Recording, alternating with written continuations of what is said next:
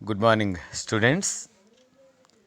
In previous class, we discussed about the ICBN, International Code of Botanical Nomenclature. That means the rules and regulations, recommendations, principles which we have to follow for the naming of the plant. For the naming of the plant. And in today's class, let us go for the second one of the taxonomic resources. As a first resource of the taxonomy, we discussed about herbarium. They are the taxonomic resources. Sir, why should we need these resources?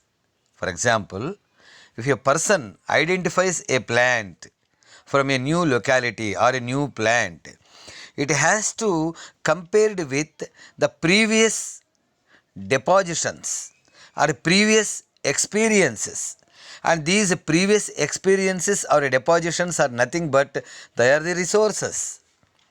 These resources are herbaria, botanical gardens, floras, digital herbaria, keys, likewise. Already we discussed about the herbarium or herbaria, is it not? And today's class, let us go for botanical gardens and Udyana Vanalu in Telugu.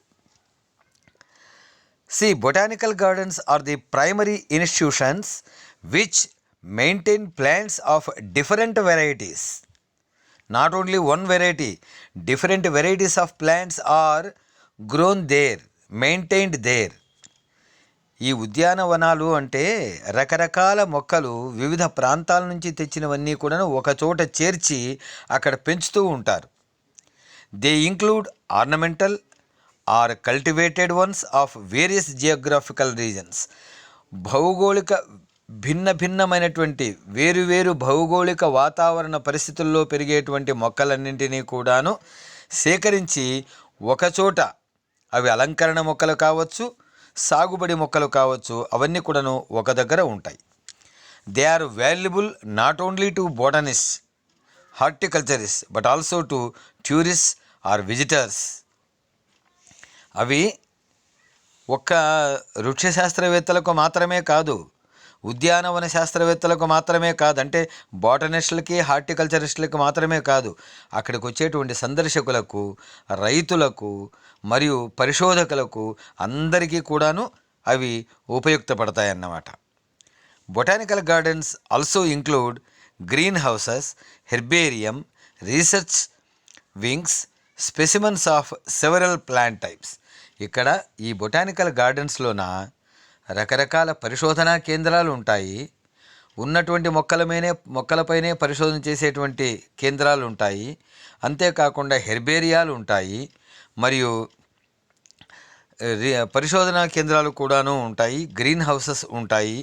Okay, ఇవన్నీ ఉండేటువంటి చోటునే మనము botanical garden అని అంటాం. మరి మన దగ్గర ఉండేటువంటి, మనకు తెలిసినటువంటి లేదా మన దేశంలో ఉండేటువంటి ఇంపార్టెంట్ బొటానికల్ గార్డెన్స్ ఏవే ఉన్నాయి? Major botanical gardens of India. Some important ones are national botanical garden Lucknow and botanical garden of forest research institute Dehradun, and then Lloyd Botanic Garden Darjeeling, Lalbagh Gardens Bangalore. Okay, these are the some major gardens of our India. Some other botanical gardens are there. Some garden at Ooty, national park at Ooty, and at Kodaikanal, and in some of the cases some many number of botanical gardens are there, and among them we are going to know about the very important ones. So first one is the National Botanic Garden Lucknow. Its new name is National Botanical Research Institute. National Botanical Research Institute, NBRI. It is established in new form in 1946. It is popularly known as Sikandar Bagh. అక్కడ ఉండేటువంటి లొకాలిటీని బట్టి ఇది 1946లో ప్రారంభించబడితే దానిని స్థానికంగా సికందర్ బాగ్ అని పిలుస్తారు. Popular attraction of this garden is the rosarium, అంటే రోజా చెట్లు, గులాబీ చెట్లకు సంబంధించినటువంటి ప్రముఖమైనటువంటి ఒక ప్రత్యేక ఆకర్షణ. దాన్ని రోజేరియం అని, హెర్బేరియం, అక్వేరియం అని ఎట్లయితే అంటారో, రోజ్ గార్డెన్ ఉంటే కనుక దాన్ని రోజేరియం అని పిలుస్తారు. సో ఇక్కడ ప్రత్యేక ఆకర్షణ రోజేరియం. ఈ ఈ చిత్రంలో కనిపిస్తుండేటువంటిది ఒకానొక ప్రదేశం అన్నమాట. అక్కడ లక్నోలోని నేషనల్ బొటానిక్ గార్డెన్ది. ఇక తర్వాత so the next one is the botanical garden of forest research institute, Dehradun. అంటే అటవీ పరిశోధనా సంస్థ, అటవీ వృక్ష పరిశోధనా సంస్థ డెహ్రాడూన్లో ఉంది. It is now among the famous gardens of the world. ఇది ప్రస్తుతము ప్రపంచవ్యాప్తంగా ఉండే ప్రధానమైనటువంటి ఉద్యానవనాలంటే గార్డెన్స్ ఎలా ఉన్నాయో అది కూడా అంత ప్రసిద్ధిగాంచింది. It is established in 1934 by CE Parkinson. CE Parkinson అనేటువంటి శాస్త్రవేత్త చేత 1934లో ప్రారంభించబడింది అనాలి. స్థాపించడం అనడం కంటే. This garden includes a green house, a cactus house and a plant nursery. ఇక్కడ క్యాక్టస్ హౌస్ అని ఒకటి, తర్వాత గ్రీన్ హౌసెస్, ప్లాంట్ నర్సరీ మొదలైనటువంటివి ముఖ్యమైనటువంటి ప్రదేశాలన్నీ ఇందులో ఉన్నాయి. It contains a biggest herbarium which includes plant specimens which are collected from all over the world. ప్రపంచం యొక్క నలుమూలల నుండి సేకరించినటువంటి మొక్కల యొక్క హెర్బేరియాలు ఇక్కడ ఉన్నాయి. ఎక్కడది? డెహ్రాడూన్లో. ఇక ఈ డెహ్రాడూన్ ఆ రీసెర్చ్ ఇన్స్టిట్యూట్ యొక్క ఎంబ్లమ్, ఇది గుర్తు, ఇది forest research institute Dehradun. So కింద చూడండి ఎంత సువిశాలమైనటువంటి ప్రాంతంలో ఎంత బాగా కట్టబడిందో.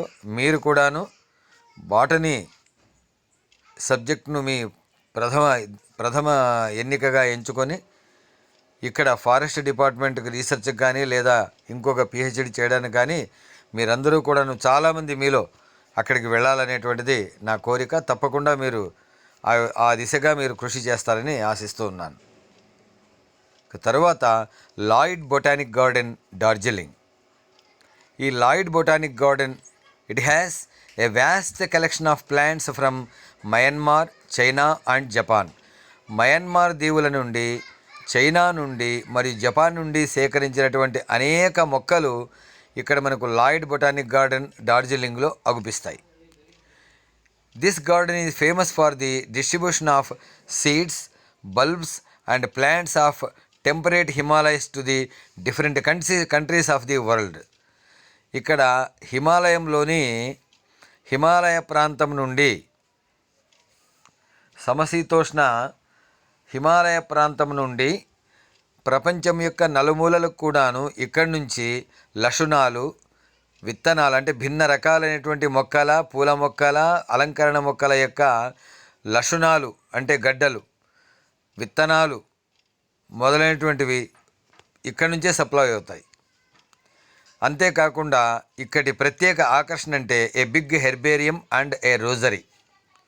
రోజ్ గార్డెను మరియు ఒక పెద్ద హెర్బేరియం కూడాను ఇక్కడ ఉండడము దీని యొక్క ప్రత్యేకమైనటువంటి ఆకర్షణ.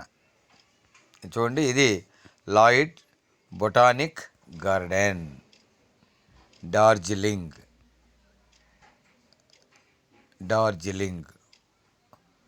వెళ్దాం మనం. తరువాతది 4వది Lalbagh gardens, Bengaluru. Lalbagh gardens, Bengaluru. It is considered as one of the best gardens of South India. దక్షిణ భారతదేశంలోని అతి ఉత్తమమైనటువంటి బొటానికల్ గార్డెన్స్గా దీన్ని చెప్పుకుంటారు. It was named as Lalbagh on account of roses and other red coloured flowers. గులాబీలు, ఎర్ర గులాబీలు మరియు ఎరుపు రంగు పుష్పాలు అధికంగా ఉండడం చేత ఇక్కడ దీనికి లాల్బాగ్, ఎర్ర తోట అనేటువంటి పేరు దీనికి వచ్చిందన్నమాట. This garden is now a big centre of horticultural activities. ఉద్యానవన పరమైనటువంటి హార్టికల్చరల్ పరమైనటువంటి పరిశోధనలకు దాని చర్యలకు ఇది ప్రముఖమైనటువంటి కేంద్రంగా ఉంది. It is now with well equipped labs for seed testing and soil testing etcetera. అది హార్టికల్చరల్ సెంటర్గానే కాకుండా విత్తన పరిశోధనగాను, అంతేకాకుండా మృత్తికా పరిశోధన కేంద్రంగా కూడాను అది బాగా ప్రఖ్యాతిగాంచింది. ఈ కింద ఉండేటువంటి పిక్చర్ దాంది.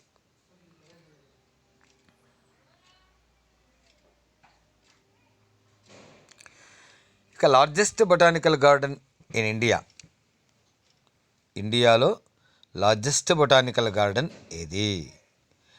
ఇండియాలో లార్జెస్ట్ బొటానికల్ గార్డెన్ వచ్చి royal botanic garden or Indian botanical garden, Kolkata. It is considered as one of the best gardens in South India. This garden is now noted for potato cultivation. ఈ royal botanic garden లేదా Indian botanical garden కోల్కతాలో ఉండేటువంటి దాన్ని ఇక్కడ potato cultivation సెంటర్గా ఇది బాగా గుర్తించబడింది. The great Bunyan tree is the main attraction of this garden. మన కదిరిలో ఉండే తిమ్మమ్మ మర్రిమాని ఎలా ఉందో అక్కడ కూడాను మీకు ఈ చిత్రంలో ఇక్కడ కనిపిస్తుంది చూడండి. ఇలాంటిది ఒక పెద్ద మర్రి చెట్టు కూడాను అక్కడ చాలా ఫేమస్ ఉంది. Few main attractions of this garden are palm house, అంటే పామ్ ట్రీస్, సైకాసు అటువంటివి పామ్ అంటాం కదా, పామ్ హౌస్ ఉండడము, ఆర్కిడ్ హౌస్ ఉండడము, మరియు ఒక మెడిసినల్ ప్లాంట్ యొక్క విభాగం ప్రత్యేకంగా ఉండడం అనేటువంటిది ఈ గార్డెన్ యొక్క ముఖ్యమైనటువంటి ఆకర్షణలు. ఇక తరువాత ప్రపంచంలోనే అతిపెద్ద బొటానికల్ గార్డెన్గా, ముఖ్యమైనటువంటి బొటానికల్ గార్డెన్గా ప్రసిద్ధిగాంచింది Royal Botanical Garden, Kew, England. And this garden is famous for its biggest herbarium and its glass house. అక్కడ ఉండేటువంటి అద్దాల రూమ్కు మరియు పెద్ద హెర్బేరియంకి ఇది చాలా ప్రసిద్ధి. ఇక్కడే మన బెంతాం మరియు హుక్కర్లు డైరెక్టర్లుగా అంటే సంచాలకులుగా ఇక్కడ వ్యవహరించారు, ఇక్కడే చేశారు. ఇక్కడ ఉన్నప్పుడే వాళ్ళు ది జెనేరా ప్లాంటారం అనేటువంటి పుస్తకంలో సహజమైనటువంటి వర్గీకరణ విధానాన్ని కూడాను వారు మనకు తెలియజేశారు. And this it is also includes rose garden, alpine house, bamboo garden and lily pond. ఇక్కడ రోజ్ గార్డెన్ ఉంది, ఆల్పైన్ హౌస్ ఉంది, బ్యాంబూ గార్డెన్ ఉంది అండ్ లిల్లీ పాండ్ అనేవి కూడాను ప్రత్యేక ఆకర్షణలు. Kew garden is popularly known as capital of the botanical world. Capital of the botanical capital of the world. Botanical capital of the world అంటే దీన్ని botanical క్యాపిటల్గా, మనం ప్రతి దేశానికి ఒక క్యాపిటల్ ఉంటుంది కదా, అట్లే బొటానికల్ క్యాపిటల్ అంటే ఇక్కడ బాటనీకి సంబంధించినటువంటి అనేక విషయాలు ఇక్కడ మనం తెలుసుకోవచ్చు. ఇక్కడ అటువంటివి సంగ్రహించబడ్డాయన్నమాట. అందుచేత రాయల్ బొటానికల్ గార్డెన్ క్యూని ఏమని అంటాము? Botanical capital of the world. And this garden is also popular for it's famous publications such as Flora of British India. Flora of British India. Flora of British India అనేటువంటిది ఇక్కడి నుంచి వెలువడింది. అది కూడాను మన బెంతామణి హుక్కర్లే రాశారు. సో ఇది దాని యొక్క నమూనా, అక్కడ ఉండేటువంటి గార్డెన్.